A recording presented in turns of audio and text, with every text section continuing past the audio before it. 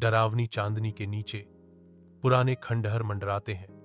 उनकी छायाएं सुनसान गांव में फैली हुई उंगलियों की तरह खिंच रही हैं। खंडहर अब एक डरावना सिलहूट, भूले हुए समय के एक रोंगटे खड़े वसीयतनामा के रूप में खड़े हैं। क्षयकारी दीवारों के भीतर भोलू, एक शरारती भूत, दुबका हुआ है।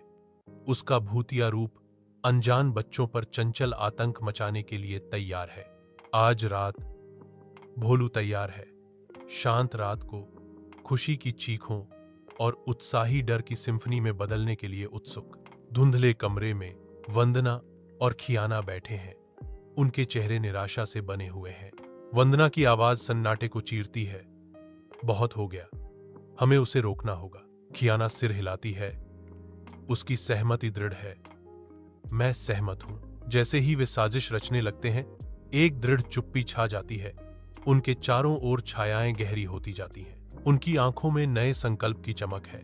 रात की शांति में एक योजना बन रही है। रात के आवरण में भोलू प्राचीन खंडहरों पर पहुंचता है। उसका दिल प्रत्याशा से धड़क रहा है। वह बच्चों के आतंक के विचार का आनंद लेते हुए अपने सामान्य शरारत को करने की तैयारी करता है।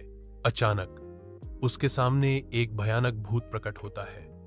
सफेद कपड़ों में लिपटा एक भूतिया आकृति, लाल जलती हुई आंखें। भूत की आवाज खंडहरों में गूंजती है, एक ठंडा फैसला सुनाती है, भोलू, तुम्हें सजा दी जाएगी। प्राचीन खंडहरों के पास रात के आवरण में भोलू की तीखी चीख शांति को भंग कर देती है।